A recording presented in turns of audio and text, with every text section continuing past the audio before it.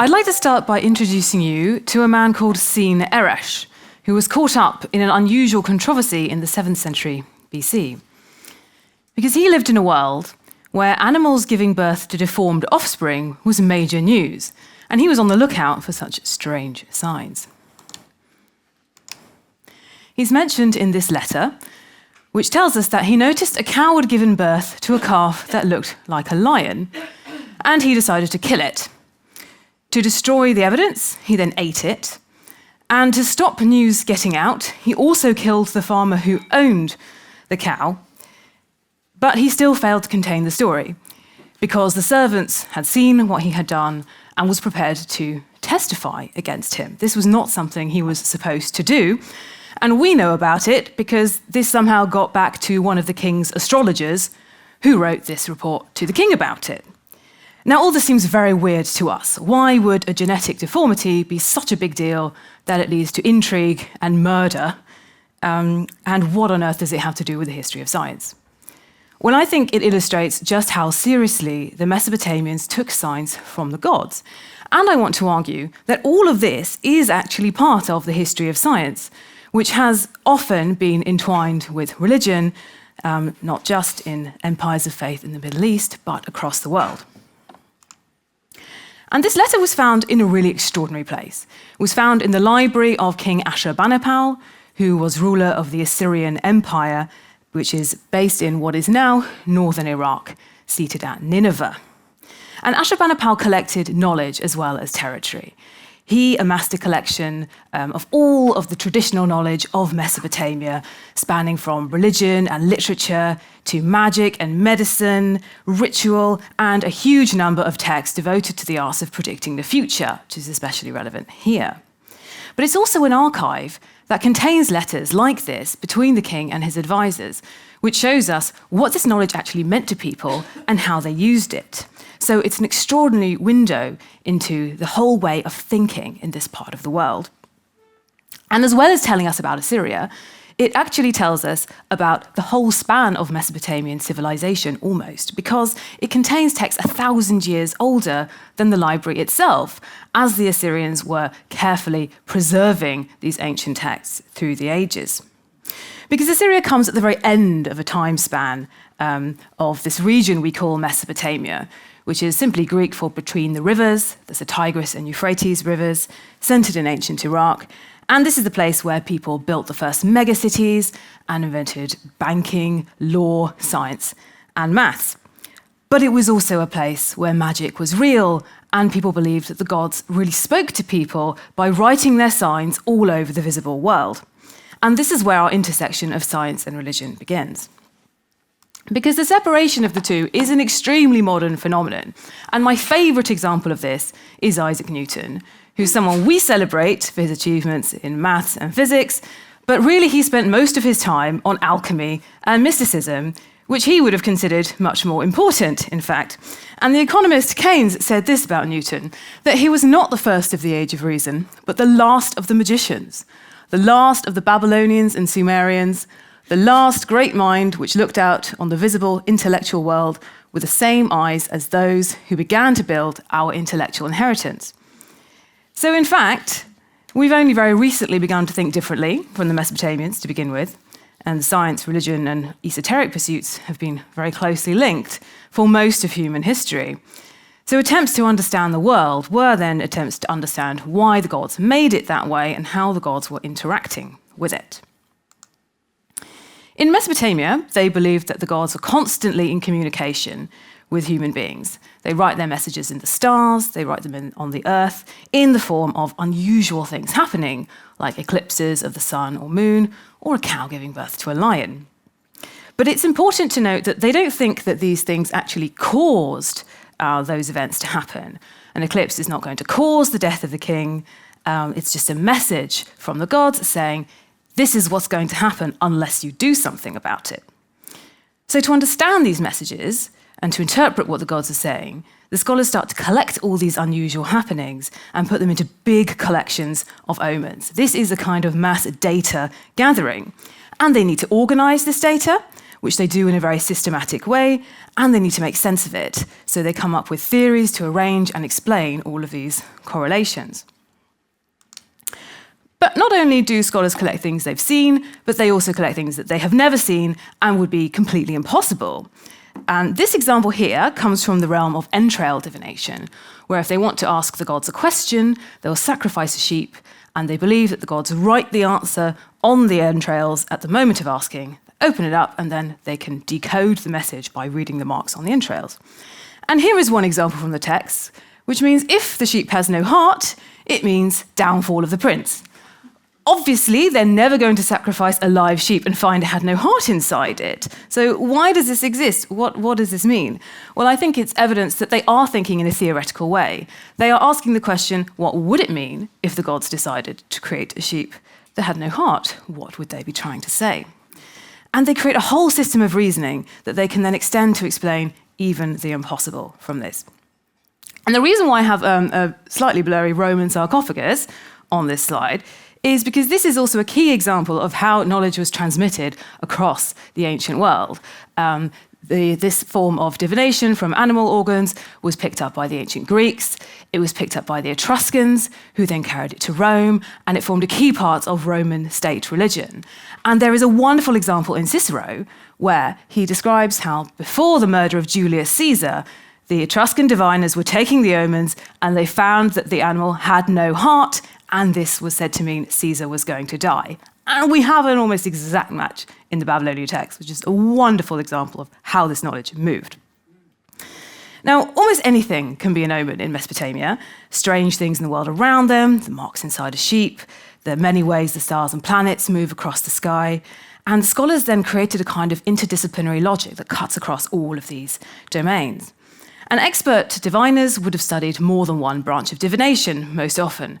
So there are letters to the Assyrian king about piglets with a suspicious number of feet, and these are written by astrologers. They are the ones who know about these things. So these omen collections, I think, are actually the earliest evidence in all of human history for how people think and how they reason, because these texts stretch right back to the early 2nd millennium BCE, hugely long time ago, and no other culture has this kind of evidence written down for these kinds of activities. So if nothing else, it's extremely important for understanding the development of human cognition, but it may surprise us to discover that this is also the background to the emergence of one of the pillars of the modern scientific method, as we will soon see. Even sacrificing a sheep can be surprisingly scientific as an enterprise. To understand messages of the gods in the entrails, scholars would have consulted series of omen tablets, which were extremely long, 99 tablets in the series, just explaining how to interpret entrails, and that adds up to about 10,000 omens alone, just for this. So this is a very difficult body of knowledge to master. It required a very high level of training, and it was so important to them to get it right that the diviners checked each other's work. And this is what I call the first ever example of peer review, where the chief diviner at the Assyrian court, the most important man in this area, is doing a divination, someone else is standing next to him, and turns out he misses 2 unfavourable omens. And his colleague notices this and adds them to the record. Even the chief diviner has to be checked. So this is not what we might imagine to be a shadowy cabal of advisors who are just telling the king what he wants to hear or trying to manipulate him. But it's a very serious attempt to get it right and to achieve a kind of scientific level of accuracy. And the Mesopotamian scholars take the same approach to all kinds of omens. They collect them, they systematize, they theorize. Some of these omens are more unusual than others. So pigs with 8 feet are not born every day. But when it comes to events in the sky, actually these do take place on a very regular schedule.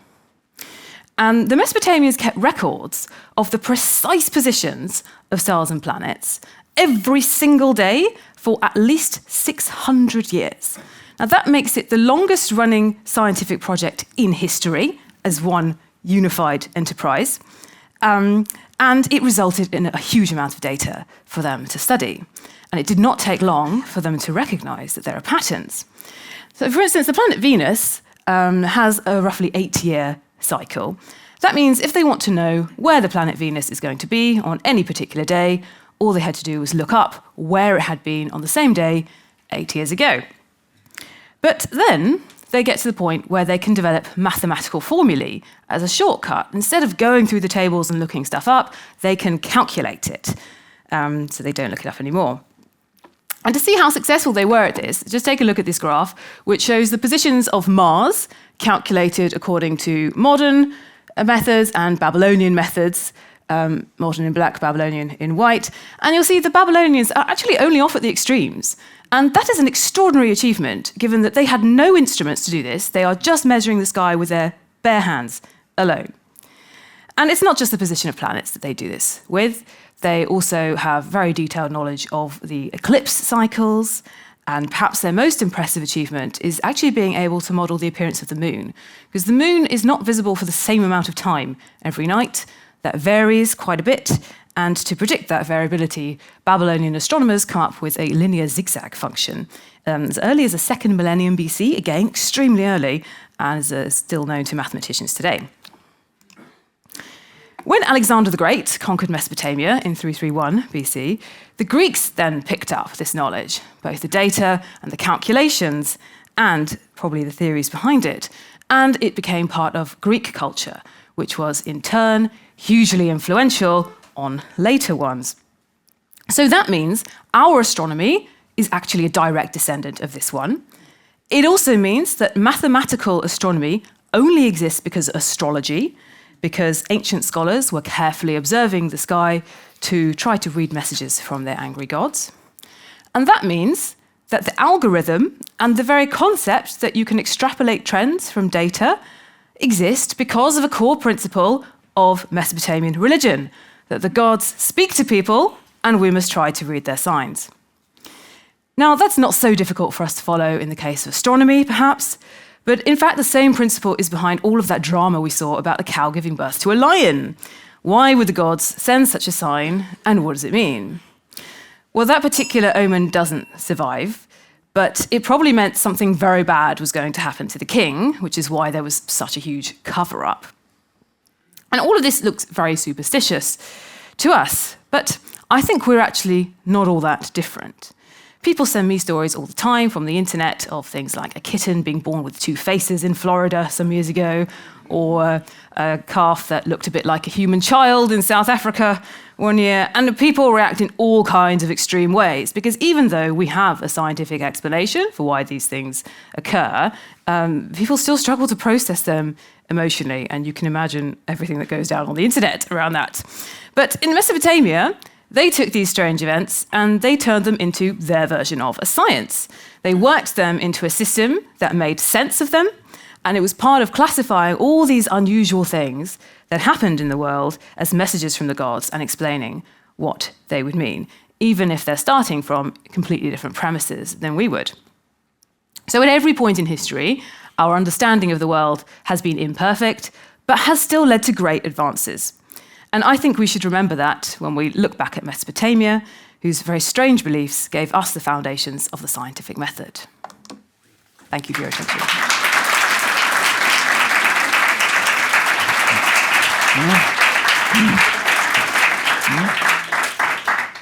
Thank you very much. And there will be, as you know, possibilities to ask questions later when we have the whole panel gathered. But just one question. You mentioned that rather fantastic time series of 600 years of observations.